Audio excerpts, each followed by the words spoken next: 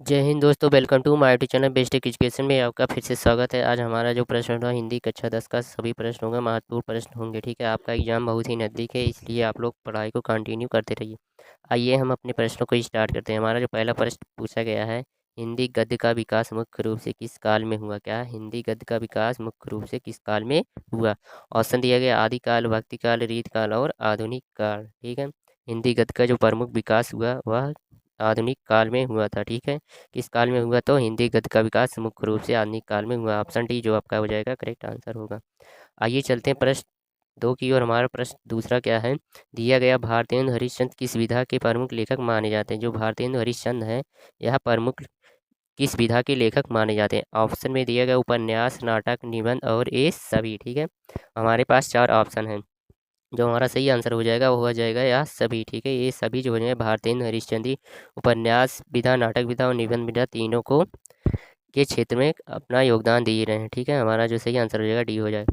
आइए चलते प्रश्न 3 दिया गया, भारतेंदु हरिश्चंद्र किस उपाधि से जाना जाते हैं? भारतेंदु हरिश्चंद्र को किस उपाधि से जाना जाता है? ऑप्शन दिया गया गद्य सम्राट, हिंदी नवजागरण की जनक, कहानी सम्राट और उपन्यास सम्राट। हमारा जो सही आंसर हो जाएगा वह हो जाएगा हिंदी नवजागरण के जनक। क्या है? भारतेंदु हरिश्चंद्र को किस उपाधि से जाना जाता है? हिंदी नवजागरण के जनक के नाम से जाना जाता है। आपका जो बी आंसर हो जाएगा करेक्ट आंसर हो जाएगा। ठीक है, आगे चलते हैं। हमारा प्रश्न 4 क्या है? दिया गया है परीक्षा गुरु। क्या है? परीक्षा गुरु किसकी रचना? इंपॉर्टेंट प्रश्न होगा आपके एग्जाम में, यह प्रश्न 100% आएगा। क्या है? 100% पूछा जाएगा।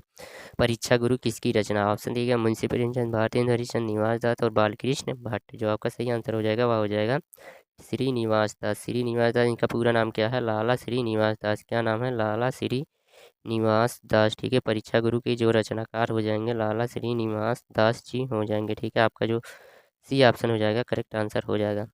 प्रश्न 5 हमारा क्या कह रहा है? दिया गया है हिंदी का प्रथम, क्या हिंदी का प्रथम आधुनिक उपन्यास कौन सा है?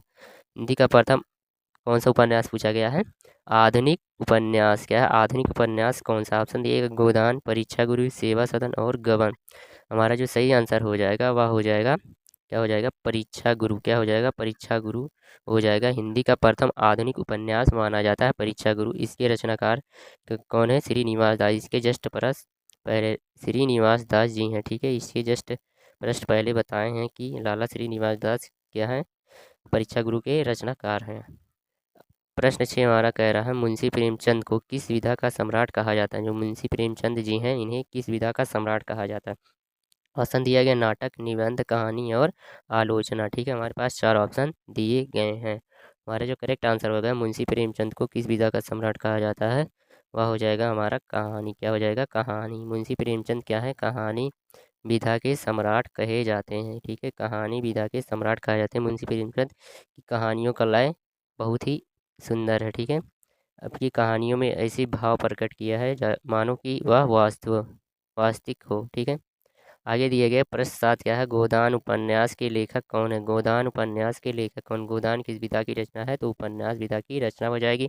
इसके रचनाकार कौन है? ऑप्शन दिए जयशंकर प्रसाद, प्रेमचंद, निराला और अज्ञेय जी। जो आपका सही आंसर हो जाएगा गोदान के जो लेखक हो जाएंगे हमारे मुंशी प्रेमचंद जी हो जाएंगे। ठीक है, मुंशी प्रेमचंद को क्या कहा जाता है?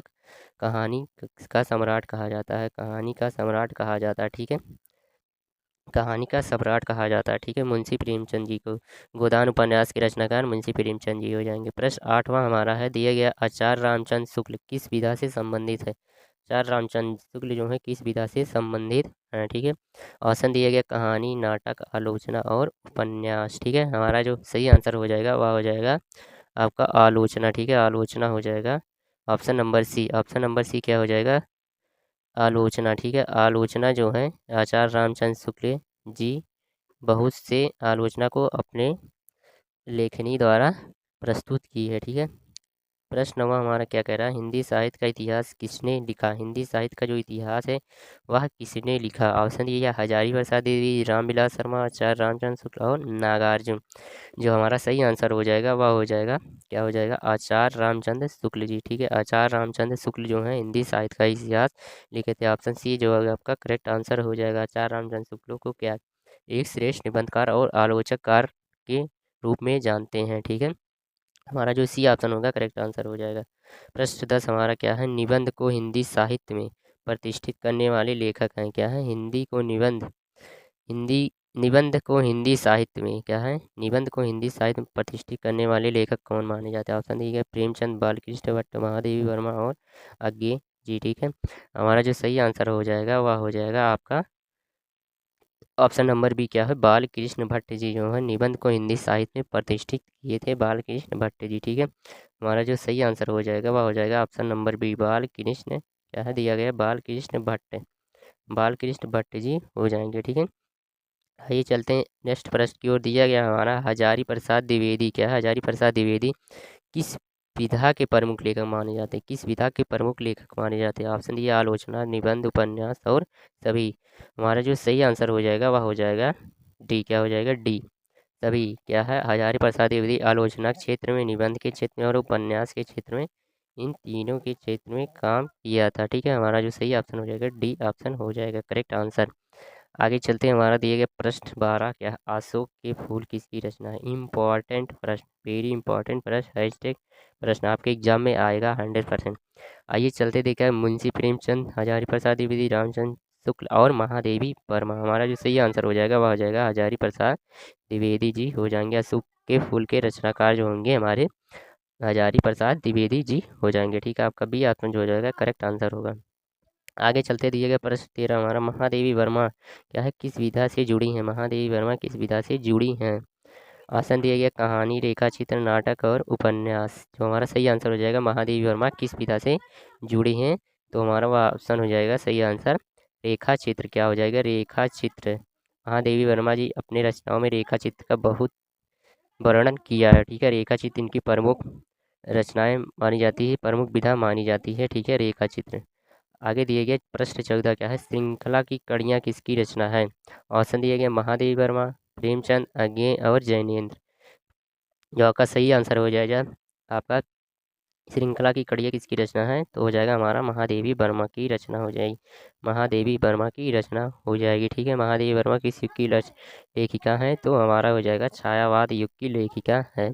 छायावाद युग की लेखिका है महादेवी वर्मा। श्रृंखला की कड़िया के रचनाकार जो होंगे महादेवी वर्मा जी हो जाएंगे। ठीक है, प्रश्न 15 हमारा कह रहा है रेखा चित्र विधा की प्रमुख लेखिका कौन है? आइए देखते हैं। रिपीटेड प्रश्न आपका बहुत ही इंपॉर्टेंट प्रश्न है, इंपॉर्टेंट प्रश्न। आप लोग इसका आंसर दे भी सकते हैं आसानी से। ठीक है, ऑप्शन दिया गया सुभद्रा कुमारी चौहान, महादेवी वर्मा, मन्नू भंडारी और कृष्णा सोबती। तो हमारा सही आंसर हो जाएगा वह हो जाएगा महादेवी वर्मा। ठीक है, अभी हमने बताया कि रेखा चित्र की जो प्रमुख लेखिका मानी जाती हैं वह महादेवी वर्मा जी हो जाएंगी। आपका ऑप्शन नंबर बी जो होगा एकदम करेक्ट आंसर हो जाएगा।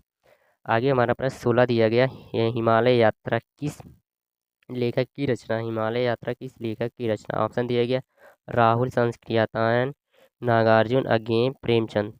हमारा जो सही आंसर हो जाएगा हो जाएगा option number A. Option number A कह दिया गया राहुल संस्कृतायन। ठीक है, आपका ये आंसर हो जाएगा करेक्ट आंसर। एक तरह क्या है हिमालय यात्रा के यहाँ पे हो जाएगा प्रवास। क्या हो जाएगा? हिमालय प्रवास जो होगा किसकी रचना है? इसी के जैसा है, तो यह रचना जो हमारा हो जाएगा काका कालेकर की हो जाएगा। ठीक है, काका कालेकर। ठीक है, कालेकर की रचना हो जाएगी। ठीक है, हिमालय प्रवास किसी रचना हो जाएगी तो काका कालेकर की हो जाएगी। जबकि हिमालय जो यात्रा है, हिमालय यात्रा जो हमारे रचना होगा वह किसकी रचना हो जाएगी? हिमालय यात्रा रचना जो हो जाएगा हमारा वह हो जाएगा राहुल संस्कृतायन की। ठीक है, राहुल संस्कृतायन की रचना हो जाएगी। ठीक है, आगे हमारा प्रश्न दिया गया 17वां प्रश्न दिया गया यात्रा साहित्य के प्रमुख लेखक कौन माने जाते हैं? यात्रा साहित्य में सबसे महत्वपूर्ण योगदान किस लेखक का है? ऑप्शन दिया गया प्रेमचंद, राहुल संस्कृतायन, भारतेंदु और शुक्ल जी। हमारा जो सही आंसर हो जाएगा वह हो जाएगा ऑप्शन नंबर बी, राहुल संस्कृतायन जी हैं। यात्रा साहित्य में इनका प्रमुख योगदान रहा है। ऑप्शन बी जो आपका हो जाएगा करेक्ट आंसर हो। राहुल संस्कृतायन को क्या कहा जाता है? घुमक्कड़ लेखक भी कहा जाता है। क्या कहा जाता है? घुमक्कड़ लेखक का इन्हें पदवी दिया गया है। घुमक्कड़ लेखक हमारे राहुल संस्कृतायन जी माने जाते हैं। आगे हमारा प्रश्न 18 कह रहा है क्या भूलूं क्या याद करूं किसकी आत्मकथा है? क्या भूलूं क्या याद करूं क्या है? आत्मकथा विधा की रचना है। ऑप्शन दिए गए महादेवी वर्मा, हरिवंश राय बच्चन, निराला और अज्ञे। हमारा जो करेक्ट आंसर हो जाएगा वह हो जाएगा option number B, Harivansh Rai Bachchan ji. ठीक है, हरिवंश राय बच्चन जी क्या है? क्या भूलूं क्या याद करूं आत्मकथा के लेखक हो जाएंगे। ऑप्शन नंबर बी आपका एकदम करेक्ट आंसर होगा। आगे की ओर चलते हैं। दिया गया हमारा आत्मकथा विधा के प्रमुख लेखक कौन है? क्या आत्मकथा विधा के प्रमुख लेखक कौन माने जाते हैं? ऑप्शन दिया गया बच्चन, प्रेमचंद, शुक्ल, भारतेंदु, हरीश चंद्र। ठीक है, आत्मकथा विधा में महत्वपूर्ण योगदान देने वाले हमारे कौन सी हो जाएंगे लेखक? बच्चन जी हो जाएंगे। हरिवंश राय बच्चन, इनका पूरा नाम जो है हरिवंश राय बच्चन। हरिवंश राय बच्चन जी हो जाएंगे। ठीक है, हरिवंश राय बच्चन जी हो जाएंगे, जो आपका सही आंसर हो जाएगा ऑप्शन नंबर ए हो जाएगा। ठीक है, हरिवंश राय बच्चन जी हैं, बहुत सी आत्मकथा का वर्णन किया है। ठीक है, आगे चलते हैं। हमारा प्रश्न दिया गया 20वां, हाँ, दिया गया हिंदी गद्य का सर्वाधिक विकास किस काल में हुआ? हिंदी गद्य का जो सर्वाधिक विकास हुआ वह किस काल में हुआ था? ऑप्शन दिए गए भक्ति काल, रीति काल, आधुनिक काल और आदि काल। ठीक है, हमारा जो सही आंसर होने वाला है वह हो जाएगा हमारा आधुनिक काल। क्या हो जाएगा? आधुनिक काल। सबसे ज़्यादा हिंदी गद्य का विकास अगर हुआ था तो वह आधुनिक काल में हुआ था। किस काल में हुआ था? तो आधुनिक काल में हुआ था। हमारा जो सही आंसर हो जाएगा वह सी आंसर हो जाएगा, आधुनिक काल। ठीक है, आधुनिक काल में हुआ था। ठीक है, तो आज के वीडियो को यहीं पर एंड करते हैं।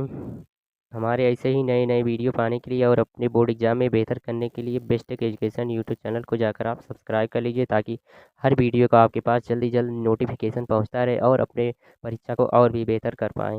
मिलते हैं नेक्स्ट वीडियो में। Thank you.